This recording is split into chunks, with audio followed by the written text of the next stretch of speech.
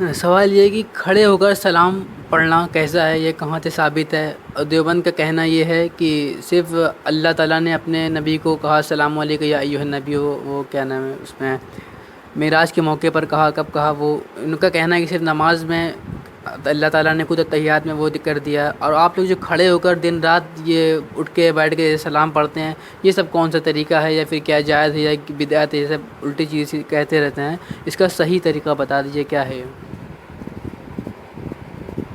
قرآن پاک میں اللہ رب العزت نے فرمایا ان اللہ و ملائکتہ یصلون علی النبی یا ایھا الذین آمنوا صلوا علیہ وسلموا تسلیما۔ بے شک اللہ اور اس کے فرشتے نبی پر درود بھیجتے ہیں، اے ایمان والو تم بھی نبی پر درود بھیجو اور خوب خوب سلام۔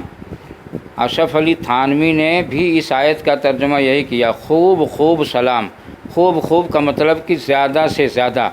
تو کیا زیادہ سے زیادہ کا مطلب یہی ہے کہ نماز میں صرف ایک بار پڑھ لے اور اس کے بعد روکے؟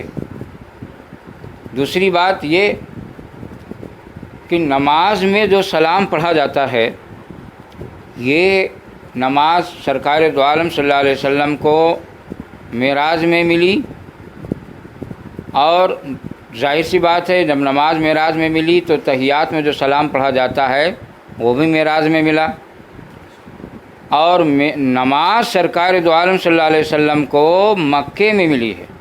اور یہ آیت جو میں نے سورہ احزاب کی سنائی، یا ایھا الذین آمنوا صلوا علیہ وسلم تسلیما، یہ آیت ہجرت کے بعد نازل ہوئی ہے مدینہ میں۔ تو نماز والا سلام مکی ہے اور صلو علیہ وسلم تسلیما والا سلام مدنی ہے۔ ان دیوبندیوں سے پوچھو کہ مکی سلام تو پڑھتے ہو، مدنی سلام کیا قیامت کے بعد پڑھو گے؟ اگر نماز والا سلام ہی کافی تھا تو اللہ تعالیٰ نے الگ سے مدینہ میں کیوں صلو علیہ وسلم تسلیما کہا؟ جس کا صاف مطلب یہ ہے کہ اللہ تعالیٰ نماز کے علاوہ بھی اپنے محبوب پر صلاۃ و سلام پڑھوانا چاہتا ہے۔ اور حدیث شریف میں ہے کہ میری قبر پر 70,000 فرشتے روزانہ حاضر ہوتے ہیں اور صلاۃ و سلام پڑھتے ہیں، اور جن کو ایک بار موقع دیا جاتا ہے سلام پڑھنے کا، پھر دوبارہ ان کو موقع نہیں دیا جاتا۔ تو ان سے پوچھو کہ کھڑے ہو کر اکٹھا ہو کر اگر سلام پڑھنا بدعت و حرام ہے، شرک ہے، تو وہ 70,000 فرشتے جو کھڑے ہو کر اپنے محبوب کی بارگاہ میں اکٹھا ہو کر سلام پڑھتے ہیں، ان پر شرک کا فتویٰ کب لگاؤ گے؟ معلوم ہوا سرکار پر کھڑے ہو کر اکٹھا ہو کے صلاۃ و سلام پڑھنا یہ شرک بدعت نہیں بلکہ فرشتوں کی سنت ہے۔ مگر فرشتوں کی سنت تو مسلمانوں ہی کو نصیب ہوگی، شیطانوں کو کہاں سے نصیب ہوگی؟ شیطانوں کو کہاں سے نصیب ہوگی؟ معلوم ہے اکٹھا ہو کر کھڑے ہو کر صلاۃ و سلام۔ اب اس حدیث کو دیوبندیوں کے بہت بڑے سرگنا مولوی زکریا نے اپنی کتاب فضائل اعمال میں بھی درود کے بیان میں نقل کیا ہے۔ اب مولوی زکریا پہ بھی شرک کا فتویٰ لگانا پڑے گا، ان لوگوں کو بدعت کا فتویٰ لگانا پڑے گا، کیونکہ جو ہے تو انہوں نے یہ حدیث نقل کی ہے۔ جب فرشتے سرکار دو عالم صلی اللہ علیہ وسلم کی بارگاہ میں کھڑے ہو کر صلاۃ و سلام پڑھتے ہیں۔ نیز ترمذی شریف میں حضرت فاطمۃ الزہرا رضی اللہ تعالی عنہا روایت کرتی ہیں کہ جب سرکار دو عالم صلی اللہ علیہ وسلم مسجد میں داخل ہوتے تو فرماتے کہ درود ہو محمد صلی اللہ علیہ وسلم پر اور سلام ہو محمد صلی اللہ علیہ وسلم پر۔ اب ان ظالموں سے پوچھا جائے کہ جب سرکار مسجد میں داخل ہوتے تو نماز کے اندر رہتے تھے یا باہر؟ تو جب نماز کے باہر رہتے تو اگر نماز کے باہر سلام پڑھنا بدعت ہوا تو سرکار سلام پڑھتے تو سرکار بھی بدعتی ہوئے۔ ان کے فتوے سے تو خدا بھی نہ بچا، لعن بھی نہ بچا۔ اسی لیے تو کہا جاتا ہے کہ دیوبندی بدترین قسم کے کافر ہیں، کیونکہ یہ ایسے ہیں کہ بولتے ہیں مگر سمجھتے نہیں۔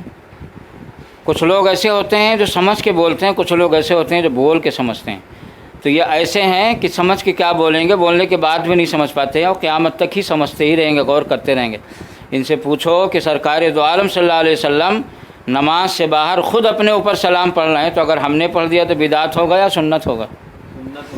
صحابہ شفا شریف میں قاضی امام ایاز رحمۃ اللہ علیہ نے روایت کیا ہے ایک صحابی سے کہ جب ہم لوگ مسجد داخل ہوتے ہیں تو مسجد میں ہم لوگ کہتے ہیں السلام علیکم ایھا النبی، اور یہ صفحات سب ہمارے ڈائری میں نوٹ ہیں، وقت پڑھنے پر میں دکھا سکتا ہوں۔ صفحہ شریف دیکھ لو اور اس کے بعد ان سے پوچھو کہ اگر کھڑے ہو کر نماز سے باہر سلام پڑھنا بدعت ہے تو اس حدیث کے بارے میں کیا کہیں گے جو صفحہ شریف میں ہے؟ نیز قرآن پاک میں اللہ نے صلی اللہ علیہ وسلم و تسلیمہ مطلق کہا ہے، اور قاعدہ اصول یہ ہے کہ المطلق و یجری علی اطلاق ہی۔